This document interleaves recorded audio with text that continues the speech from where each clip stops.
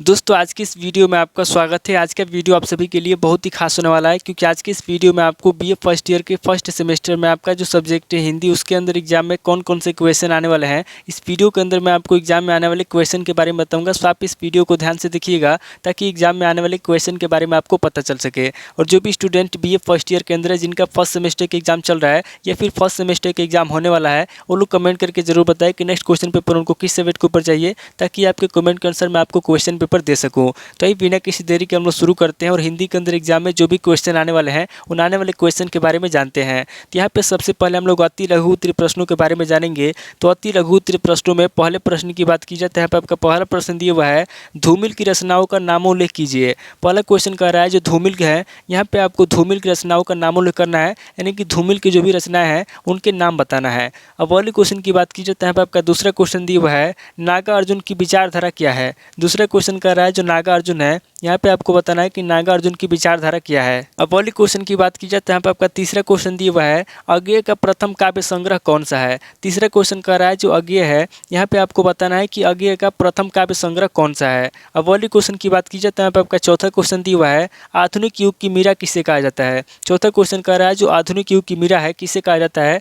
यहाँ पे आपको बताना है कि आधुनिक युग की मीरा किसे कहा जाता है। अब वाली क्वेश्चन की बात की जाए तो यहाँ पे आपका पांचवा क्वेश्चन दिया हुआ है, निराला के निबंधों के नाम बताइए। पांचवा क्वेश्चन कह रहा है जो निराला है, यहाँ पे आपको निराला के निबंधों के नाम बताना है। अब वाली क्वेश्चन की बात की जाए तो यहाँ पे आपका छठा क्वेश्चन दिया हुआ है, छायावाद के 4 प्रमुख कवियों के नाम बताइए। छठा क्वेश्चन कह रहा है जो छायावाद है, यहाँ पे आपको छायावाद के 4 प्रमुख कवियों के नाम बताना है। अब वाली क्वेश्चन की बात की जाए तो यहाँ पे आपका सातवां क्वेश्चन दिया हुआ है, घानानंद की रचनाओं के नाम लिखिए। सातवां क्वेश्चन कह रहा है जो घानानंद है, यहाँ पे आपको घानानंद की रचनाओं के नाम लिखना है। अब वाली क्वेश्चन की बात की जाए तो यहाँ पे आपका आठवां क्वेश्चन दिया हुआ है, बिहारी किस काल के कवि हैं। आठवां क्वेश्चन कह रहा है जो बिहारी हैं, यहाँ पे आपको बताना है कि बिहारी किस काल के कवि हैं। अब वाली क्वेश्चन की बात की जाए तो यहाँ पे आपका 9वां क्वेश्चन दिया हुआ है, जायसी किस शाखा के प्रतिनिधि कवि हैं। 9वां क्वेश्चन कह रहा है जो जायसी है, यहाँ पे आपको बताना है कि जायसी किस शाखा के प्रतिनिधि कवि है। अब वाली क्वेश्चन की बात की जाए तो यहाँ पे आपका 10वां क्वेश्चन दिया हुआ है, कबीर का स्मारक कहाँ स्थापित है। 10वां क्वेश्चन कह रहा है जो कबीर है, यहाँ पे आपको बताना है कि कबीर का स्मारक कहाँ स्थापित है। अब वाली क्वेश्चन की बात की जाए तो यहाँ पे आपका 11वां क्वेश्चन दिया हुआ है, सूरदास का जन्म कब हुआ था। 11वां क्वेश्चन कह रहा है जो सूरदास है, यहाँ पे आपको बताना है कि सूरदास का जन्म कब हुआ था। अब वाली क्वेश्चन की बात की जाए तो यहाँ पे आपका 12वां क्वेश्चन दिया हुआ है, गोरखनाथ की रचनाओं का नामोल्लेख कीजिए। 12वां क्वेश्चन कह रहा है जो गोरखनाथ है, यहाँ पे आपको गोरखनाथ की रचनाओं का नामोल्लेख करना है, यानी कि गोरखनाथ की रचनाओं के बारे में बताना है, उनका नाम बताना है। अब वाली क्वेश्चन की बात की जाए तो यहाँ पे आपका 13वां क्वेश्चन दिया हुआ है, समकालीन कविता की प्रवृत्ति स्पष्ट कीजिए। 13वां क्वेश्चन कह रहा है जो समकालीन कविता है, यहाँ पे आपको समकालीन कविता की प्रवृत्ति स्पष्ट करना है। अब वाली क्वेश्चन की बात की जाए तो यहाँ पे आपका 14वां क्वेश्चन दिया हुआ है, रीति मुक्त कवियों का परिचय दीजिए। 14वां क्वेश्चन कह रहा है जो रीति मुक्त कवि हैं, यहाँ पे आपको रीति मुक्त कवियों का परिचय देना है। तो टोटल आपके 14 क्वेश्चन हो गए जो आपसे अति लघु उत्तरीय प्रश्न में पूछे जाएंगे। अब आगे हम लोग लघु उत्तरीय प्रश्नों के बारे में जानेंगे। तो यहाँ पे लघु उत्तरीय प्रश्नों में पहले प्रश्न की बात की जाए तो यहाँ पे आपका पहला प्रश्न दिया हुआ है, सिद्ध कीजिए कि धूमिल जनवादी कवि है।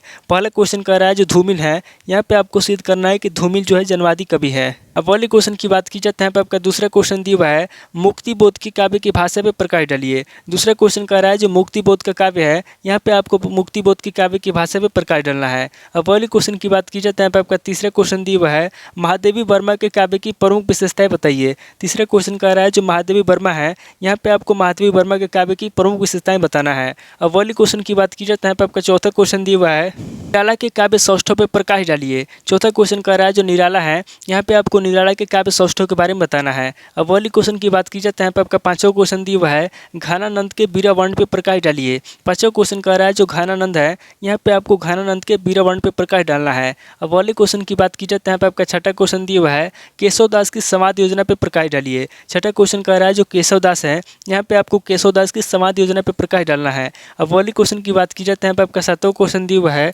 कबीर के रहस्यवाद को संक्षेप में समझाइए। 7वां क्वेश्चन कह रहा है जो कबीर है, यहाँ पे आपको कबीर के रहस्य को संक्षेप में समझाना है।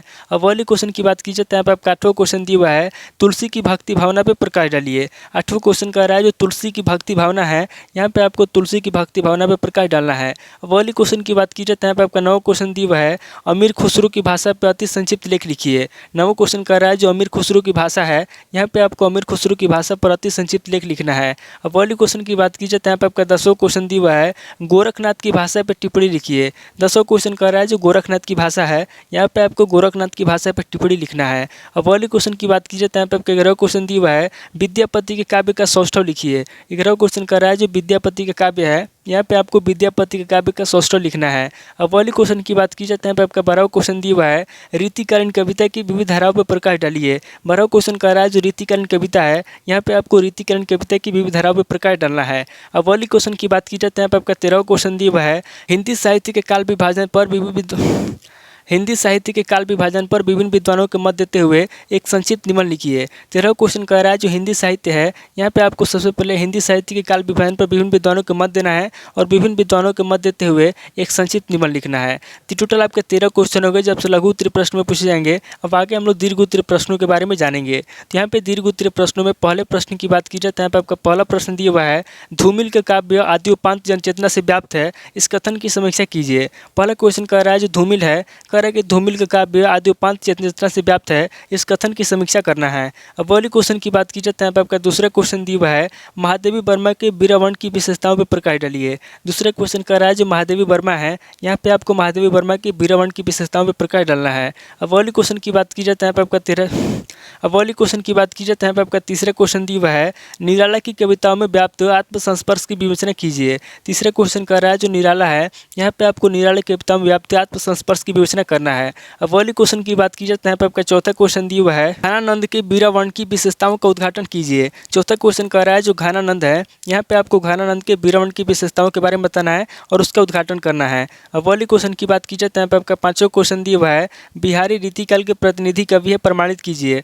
पांचवा क्वेश्चन कर रहा है जो बिहारी है, कह रहा है कि बिहारी रीतिकाल के प्रतिनिधि कवि है, इसको आपको प्रमाणित करना है। अब पहले क्वेश्चन की बात की जाए तो यहाँ पे आपका छठा क्वेश्चन दिया हुआ है कबीर के समाज सुधारक रूप की सुधारण विवेचना कीजिए। छठा क्वेश्चन कह रहा है जो कबीर है, कह रहा है कि कबीर जो है समाज सुधारक रूप के सुधारण विवेचना है, इसको आपको कबीर के समाज सुधारक रूप की सुधारण विवेचना कीजिए। छठा क्वेश्चन कह रहा है जो कबीर है, यहाँ पे आपको कबीर के समाज सुधारक के रूप के बारे में बताना है। अब वाली क्वेश्चन की बात की जाए तो यहाँ पे आपका सातवां क्वेश्चन दिया हुआ है कबीर की भक्ति भावना को सुधारण स्पष्ट कीजिए। सातवां क्वेश्चन कह रहा है जो कबीर की भक्ति भावना है, यहाँ पे आपको कबीर की भक्ति भावना को उदाहरण से स्पष्ट करना है। अब वाली क्वेश्चन की बात की जाए तो यहाँ पे आपका आठवां क्वेश्चन दिया हुआ है तुलसी लोकमंगल के कवि है, प्रमाणित कीजिए। आठवां क्वेश्चन कह रहा है जो तुलसी है, कह रहा है कि तुलसी जो है लोकमंगल के कवि हैं, इसको आपको प्रमाणित करना है। अब वाली क्वेश्चन की बात की जाए यहाँ पे आपका 9वां क्वेश्चन दिया हुआ है सूर्य के वात्सल्य और श्रृंगार वर्ण की विशेषताओं का निरूपण कीजिए। 9वां क्वेश्चन कह रहा है जो सूरदास हैं, यहाँ पे आपको सूरदास के वात्सल्य के बारे में बताना है, श्रृंगार के बारे में बताना है और उनकी विशेषताओं का निरूपण करना है। अब वाली क्वेश्चन की बात की जाए यहाँ पे आपका 10वां क्वेश्चन दिया हुआ है गोरखनाथ की काव्यगत विशेषताओं का संक्षिप्त विवेचना कीजिए। 10वां क्वेश्चन कह रहा है जो गोरखनाथ है, यहाँ पे आपको गोरखनाथ की काव्यगत विशेषताओं के बारे में बताना है और संक्षिप्त विवेचना करना है। अब वाली क्वेश्चन की बात की जाए यहाँ पे आपके 11वां क्वेश्चन दिया हुआ है छायावादी काव्य की प्रमुख विशेषताओं पर प्रकाश डालिए। 11वां क्वेश्चन कह रहा है जो छायावादी काव्य है, यहाँ पे आपको छायावादी काव्य की प्रमुख विशेषताओं पर प्रकाश डालना है। अब वाली क्वेश्चन की बात की जाए तो यहाँ पे आपका 12वां क्वेश्चन दिया हुआ है सांस्कृतिक दृष्टिकोण से रीति काव्य का मूल्यांकन कीजिए। 12वां क्वेश्चन कह रहा है जो सांस्कृतिक दृष्टिकोण है, यहाँ पे आपको सांस्कृतिक दृष्टिकोण से रीति काव्य का मूल्यांकन करना है। तो टोटल आपके 12 क्वेश्चन हो गए जब से दीर्घ उत्तरीय प्रश्न में पूछे जाएंगे। तो इस वीडियो के अंदर मैंने आपको अति लघु उत्तरीय प्रश्न, लघु उत्तरीय प्रश्न, दीर्घ उत्तरीय प्रश्न, तीनों तरह के प्रश्नों के बारे में बता दिया। सो आप इन प्रश्नों को नोट कर लीजिए और किसी किताब से सीरीज से मिलाकर के याद कर लीजिए। तो दोस्तों आज इस वीडियो को मैं पे स्किप करता हूँ, मिलता है आपसे नेक्स्ट वीडियो में। अगर आपको वीडियो अच्छा लगा तो वीडियो को लाइक कीजिए, शेयर कीजिए और कमेंट करके बताइए कि आपको नेक्स्ट वीडियो किस टॉपिक के ऊपर चाहिए। थैंक यू दोस्तों।